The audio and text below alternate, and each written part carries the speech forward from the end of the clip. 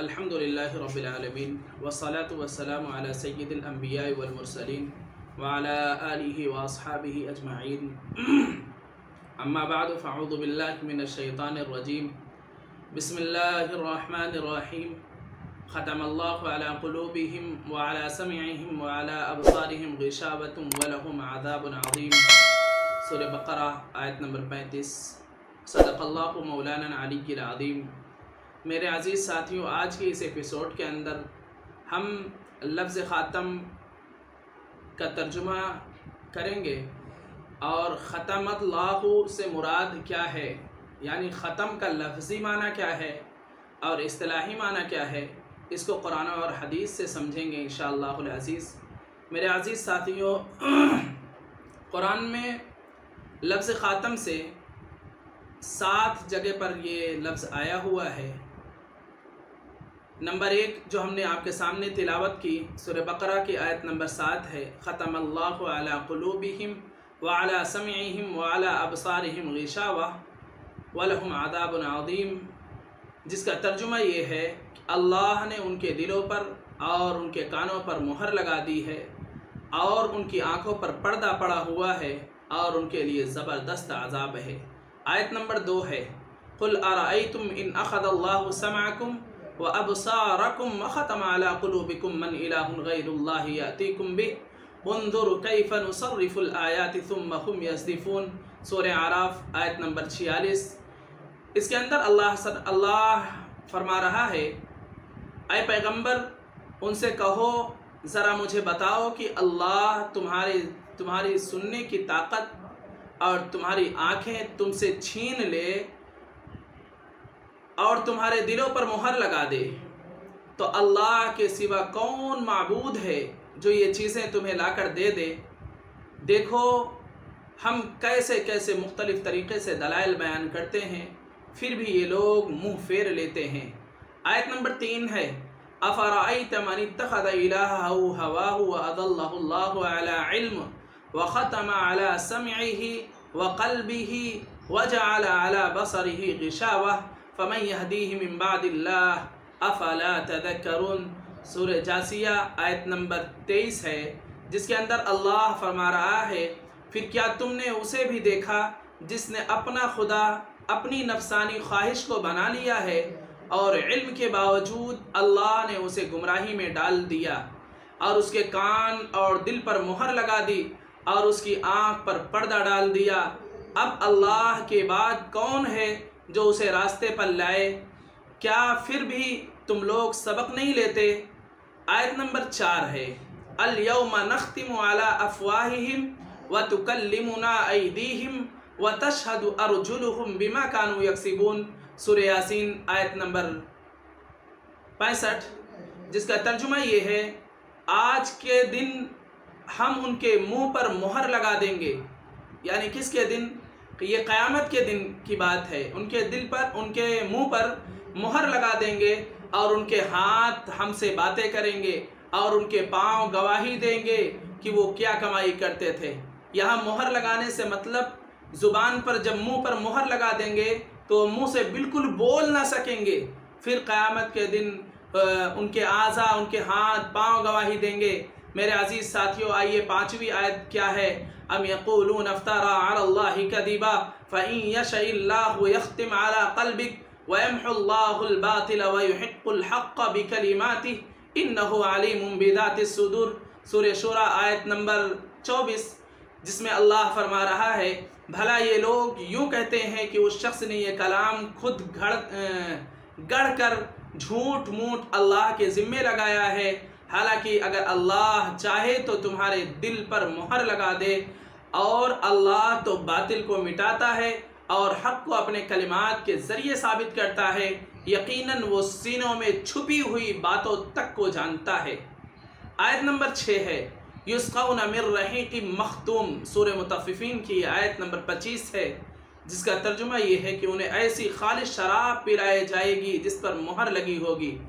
مہر سے مراد یہاں پر بھی وہی ہے کہ ایسی خالص شراب ہوگی جس میں کوئی بھی ملاوٹ نہیں ہوگی۔ اگر مہر لگی چیز ہوتی ہے، مثال کے طور پر ہم کوئی بھی چیز دنیا کے اندر لیتے ہیں اس پر مہر لگی ہو اور سیل پیک ہو تو ہم یہ سمجھتے ہیں کہ وہ خالص ہے۔ تو اسی طریقے سے مہر لگنے کا مطلب یہ ہے کہ اب اس کے اندر کوئی چیز داخل نہیں ہو سکتی، نکل نہیں سکتی۔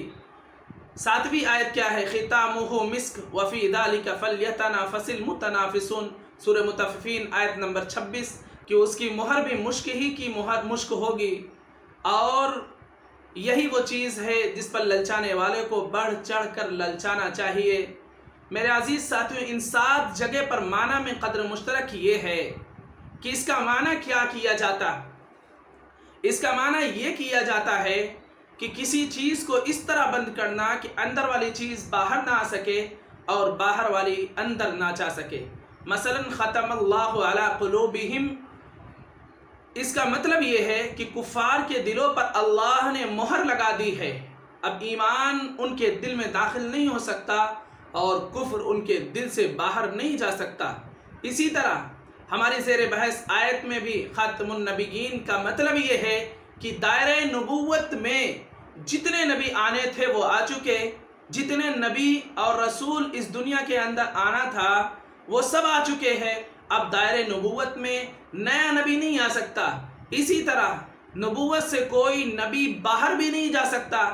میرے عزیز ساتھیوں، تفسیر القرآن بالقرآن کا خلاصہ یہ ہے کہ حضور کے آنے سے نبیوں کی تعداد پوری ہو چکی، اب تا قیامت نیا نبی نہیں آ سکتا۔ میرے عزیز ساتھیوں، یہ تو قرآن کریم کی آیات سے تھا کہ لفظ خاتم کا ترجمہ کیا ہے۔ ہم خاتم النبیین کا لفظ جو ترجمہ کرتے ہیں تو اس ترجمے کا معنی خلاصہ آ سکے ہمارے سامنے، اس لیے لفظ خاتم کی تشریح کی گئی قرآن کریم کے ذریعے سے۔ اب آئیے ہم محمد الرسول اللہ صلی اللہ علیہ وسلم کے فرمان سے بھی اس کی تحقیق کرتے ہیں، اور حدیث پاک جب دیکھتے ہیں، ترمذی شریف کھولتے ہیں، 2219 حدیث نمبر ہے، جس کے اندر اللہ کے نبی صلی اللہ علیہ وسلم نے خود فرمایا وَإِنَّهُ سَيَكُونُ فِي أُمَّتِي كَذَّابُونَ 30 كُلُّهُمْ يَزْعُمُ أَنَّهُ نَبِيٌّ وَأَنَا خَاتَمُ النَّبِيِّينَ لَا نَبِيَّ بَعْدِي۔ حضور صلی اللہ علیہ وسلم نے فرمایا کہ میرے بعد میری امت میں 30 جھوٹے ایسے پیدا ہوں گے، ان میں سے ہر ایک کہے گا کہ میں نبی ہوں، لیکن یاد رکھو میں آخری نبی ہوں، میرے بعد کوئی نبی نہیں آنے والا۔ اس کے علاوہ ایک اور روایت میں ہے، حضرت انس بن مالک رضی اللہ تعالی عنہ روایت کرتے ہیں کہ ان الرسالۃ والنبوۃ قد انقطعت فلا رسول بعدی ولا نبی۔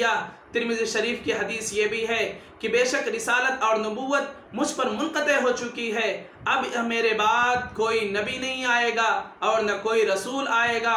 میرے عزیز ساتھیوں، ان روایات سے بھی پتہ چلتا ہے کہ حضور نے خود ہی خاتم النبیین کی تشریف فرما دی ہے کہ میرے اوپر رسالت اور نبوت منقطع ہو چکی ہے اور میرے بعد نہ کوئی نیا نبی آئے گا نہ کوئی نیا رسول آئے گا، یعنی نبیوں کی تعداد محمد الرسول اللہ کے آنے سے مکمل ہو چکی ہے۔ میرے عزیز ساتھیوں، حضرت قتادہ رضی اللہ تعالیٰ عنہ سے روایت ہے کہ رسول اللہ صلی اللہ علیہ وسلم اللہ کے رسول اور خاتم النبیین ہیں، کیونکہ آپ صلی اللہ علیہ وسلم آخر میں تشریف لائے۔ حضرت حسن رضی اللہ تعالی عنہ سے خاتم النبیین کی یہ تفسیر نقل کی گئی ہے کہ اللہ نے تمام انبیاء علیہ السلام کو محمد صلی اللہ علیہ وسلم پر ختم کر دیا، اور آپ صلی اللہ علیہ وسلم ان نبیوں میں سے آخری ہیں جو اللہ کی طرف سے مبعوث ہوئے۔ صحابہ کرام رضوان اللہ علیہم اجمعین کی خاتم النبیین کی تفسیر سے بھی پتہ چلا کہ نبیوں کی تعداد محمد الرسول اللہ صلی اللہ علیہ وسلم کے آنے سے پوری ہو چکی، اب تا قیامت کوئی نیا نبی یا رسول نہیں آئے گا۔ میرے عزیز ساتھیوں، آئیے اب لغت سے خاتم النبیین کا معنی متعین کریں۔ امام راغب اصفہانی کی لغت القرآن کی کتاب مفردات القرآن کی تعریف امام سیوطی رحمہ اللہ نے کی ہے، اور امام سیوطی رحمہ اللہ قادیانیوں کے نزدیک مجدد بھی ہیں، لہذا یہ کتاب قادیانیوں کے نزدیک بھی معتبر ہے۔ امام راغب لکھتے ہیں وَخَاتَمُ النَّبِيِّينَ لِأَنَّهُ خَتَمَ النُّبُوَّةَ أَيْ تَتَمَهَا۔ مفردات راغب صفحہ نمبر 142 ہے، جس کے اندر فرمایا آپ صلی اللہ علیہ وسلم کو خاتم النبیین اس لیے کہا جاتا ہے کہ آپ صلی اللہ علیہ وسلم نے نبوت کو ختم کر دیا، یعنی آپ صلی اللہ علیہ وسلم تشریف لا کر نبوت کو تمام فرما دیا۔